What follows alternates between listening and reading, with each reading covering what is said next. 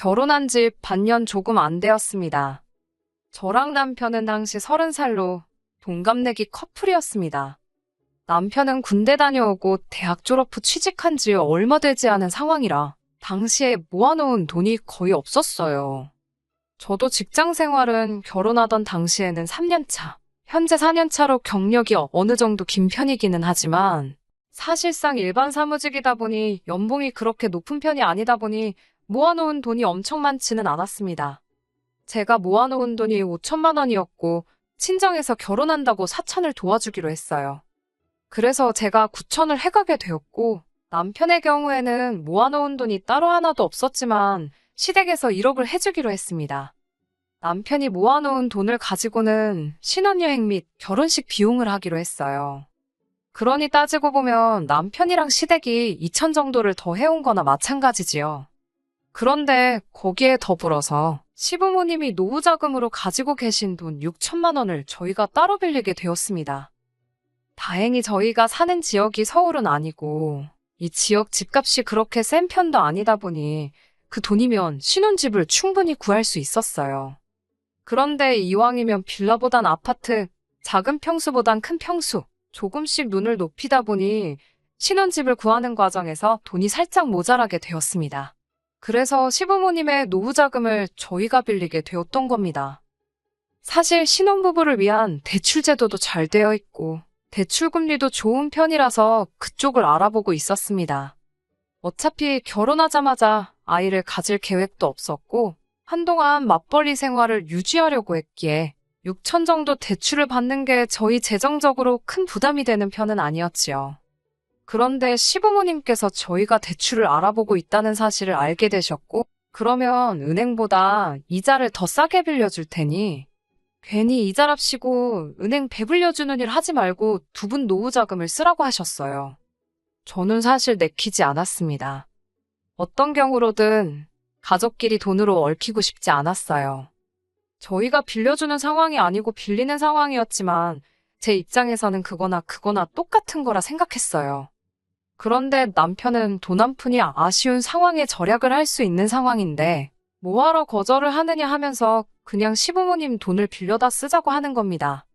이자를 은행보다 싸게 해주신다고 했지만 막상 돈을 빌리고 나니 은행에서 대출을 받을 때보다 0.2% 싸게 해주시는 거였어요. 대충 계산해보면 한 달에 7천 원 정도 되는 돈을 아끼게 된 거나 마찬가지입니다. 60개월 뒤에 갚기로 했는데 땅 파서 40만 원 안 나온다는 건 알지만 5년 동안 40만 원 아끼자고 은행에서 빌릴 수 있는 돈을 시부모님한테 빌리는 상황이 저는 석연치 않았습니다. 아니나 다를까 안 좋은 예감은 틀린 말이 없다더니 결국 이걸 문제로 이야기가 나오게 되었습니다.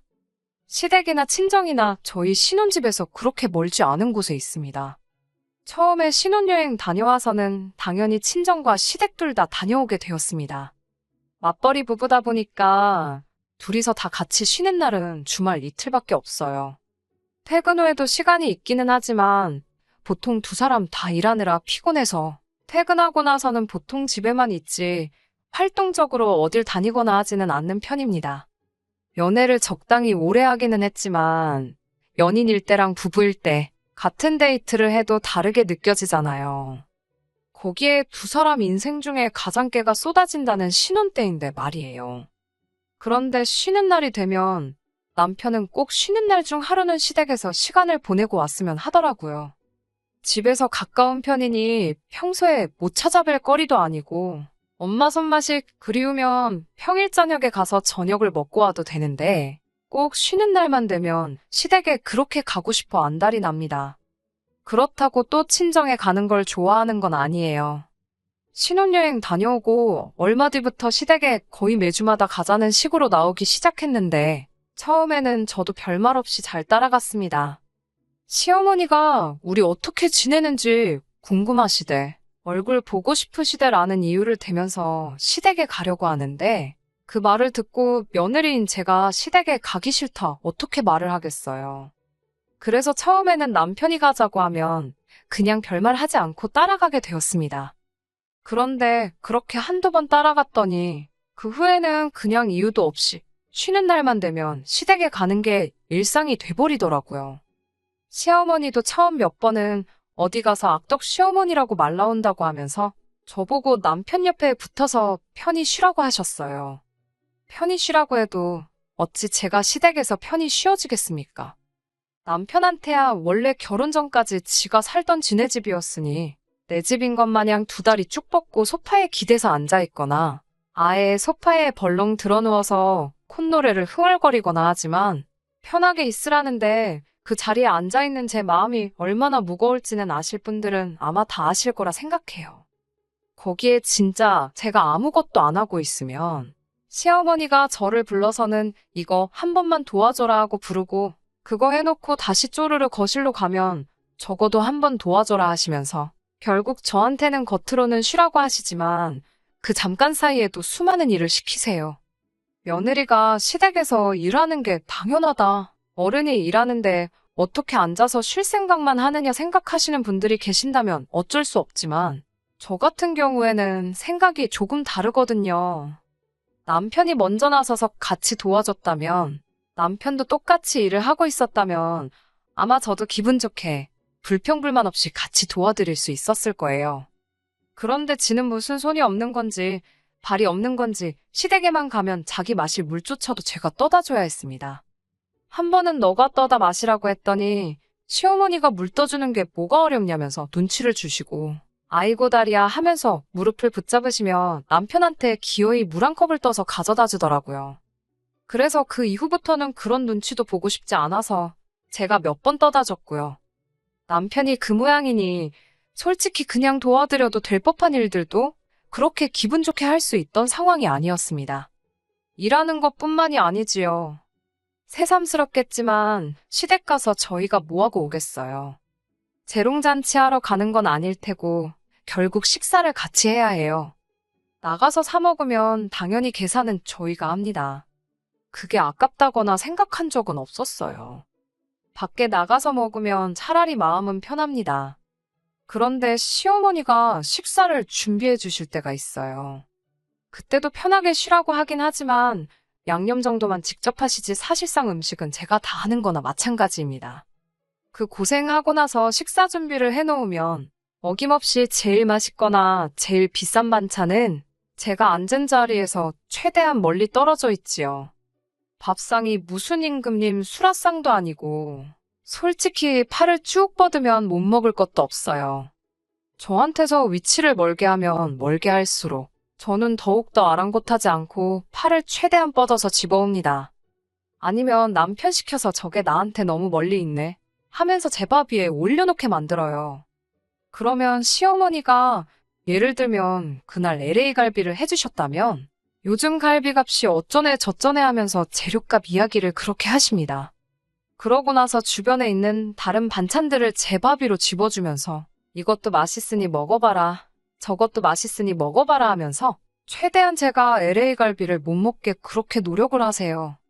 어머님 딴에는 최대한 티 안 나게 잘해주는 척 명연기를 하고 있다고 생각하실 테지만 솔직히 제 입장에서는 그 의도나 속셈이 뻔히 보입니다. 그래서 저도 어머님이 제 밥 위로 다른 싸구려 반찬들 올려주시면 저는 이거 싫어해요. 저거 싫어해요 하면서 남편 밥 위로 올려주고 아랑곳하지 않고 갈비 집어먹고 그랬지요. 그런다고 해서 다음번에 바뀌는 게 있는 건 아니지만 적어도 집에 가서 속앓이는 안 하려고 그 정도 노력은 하고 있어요. 시댁에서 있던 일들은 저 혼자만이 아니라 이 세상 그 어떤 며느리분들도 다들 겪을 일들이니 그건 둘째 치더라도 저를 더 열받게 하는 건 남편의 태도였습니다. 제가 시댁에 가면 많이 불편하다, 고생 많이 하고 온다, 그런 거 알아달라고 하는 것도 아니었습니다. 다만 남편이 둘이서 같이 쉬는 날 포기하고 저는 오히려 회사 다니는 것보다 더 많은 스트레스를 받는 건 아는지 모르는지 계속 시댁에만 가자고 하는 게 처음엔 이해가 가지 않았어요. 지 가족, 지 부모님 보고 싶어서 그러는 거 이해하겠는데 저도 제 가족이 있고 제 부모님이 있고 친정부모님도 저희 신혼집에서 엎어지면 코 닿을 거리에 계십니다. 그래서 매주마다 자꾸 시댁에 가자고 하길래 이번엔 그냥 넘어가선 안 되겠다 싶어서 남편이 시댁 가자고 선수치기 전에 친정에 가자고 먼저 이야기를 꺼냈습니다. 그러니 남편이 대번에 처가에는 무슨 일로 가느냐고 묻더라고요. 거의 매주마다 시댁에 가서 시부모님하고 같이 저녁 먹고 오지 않냐. 나도 오랜만에 친정부모님하고 같이 식사를 하고 싶으니 이번 주는 시댁 말고 친정에 가자. 이렇게 이야기를 했어요. 제가 무리한 부탁을 한 것도 아니고 한 번 시댁에 가면 친정에도 한 번은 가자고 하는 말이나 마찬가지였습니다. 그런데 남편은 얼굴에 오만상을 쓰더니 친정에 가면 자기 불편하다고 갈 거면 저 혼자 다녀오라고 하더군요. 여태까지 시댁 다닐 때는 가기 싫다는데도 몸 말도 안 되는 이유를 대면서 저를 데려가 놓고선 막상 친정에 가자니까 오만상 얼굴을 찌푸리며 불편해서 싫다고 하니 어이가 없었습니다. 그래서 저도 똑같이 말을 했지요. 나도 시댁 가면 불편하다. 너가 친정 가는 게 불편해서 나 혼자 다녀오라고 하는 거면 무슨 말 하는 건지 잘 알겠고, 나도 시댁에 가면 불편하니 앞으로 시댁 갈 일 있으면 너 혼자 다녀오라. 한마디 했습니다. 그랬더니 남편이 그건 무슨 경우냐고 하더라고요. 경우는 무슨 경우냐고, 내로남불도 아니고 내가 시댁 따라가는 건 군말 없이 바늘에 실 가듯 따라가야 하는 거고, 너가 친정 갈 때는 너 기분 따라 가고 말고 정하는 게 말이나 되냐고, 불공평한 거 아니냐고 했습니다. 그러니까 남편은 그 상황을 가지고 원래 그런 거라고 하더라고요. TV를 봐도 어디를 봐도 남편이 마누라가 친정에 가면 마누라 친정 갔다고 좋아하는 장면은 있어도 남편이 시댁에 가면 여자들이 남편 시댁 가서 너무 좋다고 하는 장면 본 적이 없지 않냐고 하는 겁니다. 말인즉슨 친정에는 여자가 혼자 가는 게 맞는 거고, 시댁에 갈 때는 당연히 며느리인 제가 남편과 같이 가야 하는 게 맞다고 하는 거예요. 그게 무슨 말도 안 되는 소리냐고, 어깃장 부리지 말고 제대로 된 이유를 대라니까 진짜. 세상에서 가장 어이없는 말 같지도 않은 걸 이유라고 대면서 지금 제가 공평 불공평을 자기 앞에서 외칠 상황이 아니라고 하더라고요. 무슨 근거로 그런 생각을 하고 있느냐고 했더니 저희 결혼할 때 결혼자금 이야기를 하는 겁니다. 우리 부모님, 그러니까 시부모님 아니었으면 지금 우리 이 집에다가 살림이나 차렸겠냐는 어이없는 소리를 하는 겁니다. 여태껏 연애했던 기간과 결혼 생활 통틀어서 했던 말 중에 제일 어이없는 소리였어요. 얼마나 어이가 없었으면 콧방귀조차 안 나오더라니까요. 어머님 아버님이 그 돈을 그냥 해주셨냐고 따졌습니다. 당장 두 분도 요즘 상황에 어디 투자하는 것보다 우리한테 이자 받는 게 더 이득이니까 그 돈을 해주신 거 아니겠냐 했지요. 혹시 은행에서 대출받아도 되는 돈을 해주시는 것 때문에 내가 매주 시댁에 가서 가사노동도 해야 되고 사위가 친정은 대접도 안 하고 콧배기도 안 비추게 내버려둬야 하는 거냐고. 그러면 당장에 은행 가서 대출을 받아올 테니 시부모님한테 그 돈 돌려드리라 했습니다. 5년 동안 40만 원 아끼자고 그러기엔 내 시간도 아깝고 내가 스트레스 받아서 골병 들고 주름 하나씩 생기는 거 생각하면 돈이 아끼는 게 아니라고요. 5년 동안 내가 한 달에 10,000원씩 해서 시부모님한테 돈 따로 보내줄 테니까 앞으로 나는 시댁에서 시어머니 일하는 거 도와주고 그러기는커녕 그냥 앞으로 시댁의 발길을 따로 안 하겠다 했습니다. 그리고 다시 한번 당장에 은행부터 가서 일주일 내로 시부모님하고 금전관계 청산해 놓으라고 했어요. 사실 여기서 남편이 조금 수그리고 들어왔으면 그냥 사소한 부부싸움 한 거로 치고 그냥 넘어갔을 거예요. 말이야 그렇게 했지만 솔직히 저렇게 돈 갚아버리고 하면 제가 시부모님한테 불만이 잔뜩 있다고 광고하는 거나 마찬가지잖아요. 사실상 싸우게 된 이유도 제가 시댁에 가는 게 싫다는 게 아니라 시댁에만 너무 신경 쓰지 말고 시댁만 가지 말고 처가도 같이 가자. 친정부모님도 시부모 챙기듯 신경 좀 써달라. 이것 때문에 발생한 거나 마찬가지니까요. 그래서 일을 더 크게 만들고 싶지도 않았고 적당히 남편 참교육해주고 결혼 생활이라는 게 지네 집에만 잘해서 되는 게 아니다 하는 것만 알려주고 싶었어요. 그 뒤에 시댁에 가든 친정에 더 자주 가든 그건 그 나중의 일이고 짚고 넘어갈 건 짚고 넘어가자는 뜻이었으니까요. 그런데 남편은 뭘 그 상황에서 아득바득 이겨먹어야겠는지 말 잘했다고 하면서 결혼자금 이야기를 꺼내버리는 겁니다. 솔직히 시부모님이 1억을 도와주기는 했는데 남편이 모아놓은 돈이라고는 1,000만 원도 안 돼서 결혼식 비용하고 신혼여행 다녀오고 나니 남는 것도 없었거든요. 지가 모아놓은 돈은 한 푼도 안 들어가는 거나 마찬가지였는데 큰 소리를 치면서 내가 1,000만 원을 더 했네. 네가 덜 했네 따지고 계산하더라고요. 실제로 제가 해온 게 친정부모님 돈 합해서 9천 정도였으니 남편 말이 틀리지는 않았고 여전히 시댁하고 남편 쪽에서 1,000만 원 더 해온 게 맞지요. 방금 전까지는 시댁에서 빌린 돈도 해온 거라고 우겼지만 그걸 빼고서라도 여전히 자기 쪽에서 해온 돈이 더 많으니 제가 시댁 눈치를 봐야 한다고 끝까지 지 고집을 부리면서 한마디를 안 지려고 하더라고요. 제가 연애할 때 제 눈치 많이 보면서 제 기분 맞추려고 그렇게 노력하던 사람하고 같은 사람인가 싶었습니다. 결혼하고 나서 저렇게 180도 바뀌어서 가족들밖에 모르는 사람이 될 거면 왜 대체 결혼을 하려고 하는가 했는데 지금 와서 생각해보니 그 이유를 알겠더라고요. 결혼도 하지 않고 가족 품에서 살면 매일같이 같이 사랑하는 가족들 품에서 살 수 있는 게 중요한 게 아닌 거죠. 저런 사람들 심리가 내가 하기 싫은 효도를 대신해줄 사람이 생긴 거나 마찬가지라고 생각하는 겁니다. 매일같이 한 집에 지내기엔 자기가 신경 쓰거나 해야 할 일이 너무 많아서 싫지만 결혼해서 나가 살면 자기가 하기 귀찮던 신경 써야 할 일들을 마누라한테 다 시켜버리면 되는 거니 결혼하는 거 아니겠나요?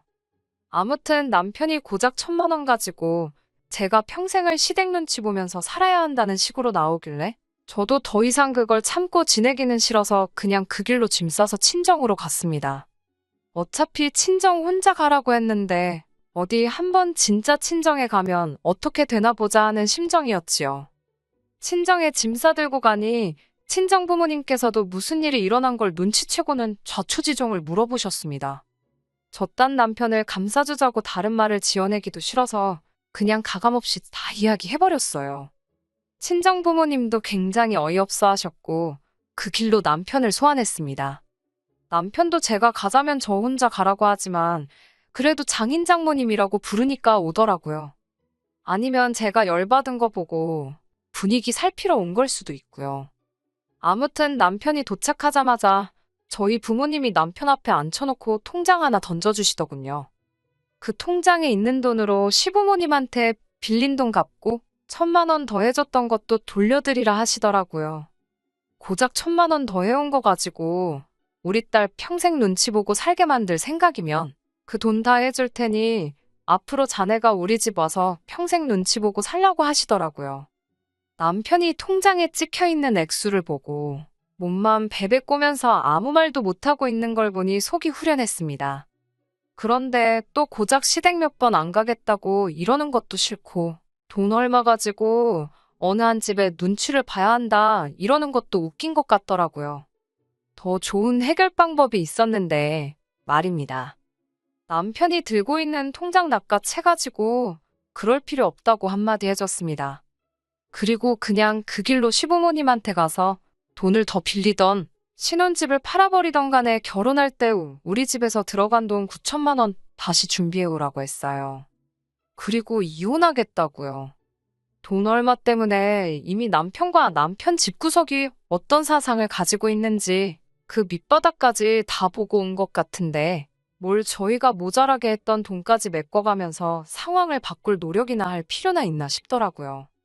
이렇게 살아봐야 앞으로 돈돈돈거리면서 그걸 가지고 안 봐도 될 더러운 꼴 보면서 살게 될 게 뻔한데 뭐가 좋다고 계속 붙어서 그 꼴을 보고 있어야겠나 싶었습니다. 차라리 더 늦기 전에 재빠르게 이혼해버리면 저는 저대로 눈치도 안 보고 남편이 자기 하기 싫은 효도 저한테 떠넘기는 꼴 안 봐도 되잖아요. 거기에 남편은 남편대로 그렇게 보고 싶은 부모님 찾아뵙기 위해 주말까지 기다릴 필요도 없이 한 집에서 같이 살면서 매일같이 엄마가 해주는 밥에 좋아하는 반찬 먹으면서 지낼 수 있는데 결혼해서 못 볼 꼴 보면서 참아가며 같이 사는 것보다 하루라도 빨리 이혼하는 게 서로한테 더 좋은 거 아니겠냐고 했지요. 그러니 남편이 어버버거리면서 자기 장인 장모님 눈치 보다가 이대로 있으면 안 되겠나 싶었는지 아주 이마로 바닥을 뚫어버릴 기세로 죄송합니다. 제가 잘하겠습니다 하고 석고대죄를 시작하는 거 아니겠어요? 친정 부모님이 그런 남편 모습 보고 용서해줘라 그런 말은 안 하시고 저만 쓱 쳐다보셨어요. 아마 저보고 제가 스스로 결정을 내리라고 하시는 것 같았습니다. 그래서 남편한테 두 번은 없다고 말하고 그냥 이혼하자고 했어요. 한 번 용서해줄 수도 있는 일일 수도 있지만 이미 반년도 안 되는 짧은 결혼 시간 동안 1,000만 원 더하고 돈 빌려준 걸 가지고 저희 집이 무슨 평생에 걸쳐서 갚아야 할 은혜를 입은 거나 마찬가지인 것처럼 생각했고 행동했다는 걸 보면 기회를 준다고 해서 바뀔 집구석이 아니란 걸 깨달았기 때문입니다. 그 뒤로 시부모님까지 나서가지고 자기는 그렇게 생각해 본 적 없다고, 나한테는 소중한 며느리고 딸보다 더 아껴졌다고 하시는데 그건 사실 부처님밖에 모르는 일 아니겠어요? 밥 먹을 때만 봐도 남편만 대놓고 맛있는 거 먹게 해주려고 하셨는데 그 집 구석 딸보다 더 아껴주셨다고 하기엔 가장 치사한 게 먹는 걸로 사람 차별하는 거라던데 말이 앞뒤가 안 맞는 소리나 마찬가지였습니다. 결국 남편과는 합의점을 찾을 필요도 없이 그냥 그렇게 결혼 반년 만에 이혼하게 되었습니다. 애써 참고 살바해야 차라리 이혼하는 게 훨씬 좋은 것 같아요. 요즘 금리가 엄청 올랐다고 하는데 그 뉴스를 보면 또 금리 오른 거 가지고 얼마나 생색을 냈을까?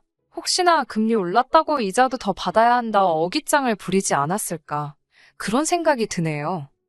반년 만에 이혼하게 돼서 사실 주변에서 수군거리는 거 들어야 했고 눈치를 봐야 했지만 그거 길어봐야 한 달도 안 돼서 다 사라지더라고요. 세상 사람들이 생각보다 남의 일에 크게 관심이 없는 것 같더라고요. 괜한 걱정 때문에 아무것도 안 하고 참고 사는 것보다는 잠깐 눈치 보이더라도 속 시원하게 제가 하고 싶은 대로 사는 게 정답인 것 같습니다. 끝까지 들어주셔서 감사합니다. 오늘의 사연은 여기까지입니다. 구독과 좋아요, 알람 설정 부탁드리고 더 좋은 사연으로 다시 찾아뵙겠습니다. 감사합니다.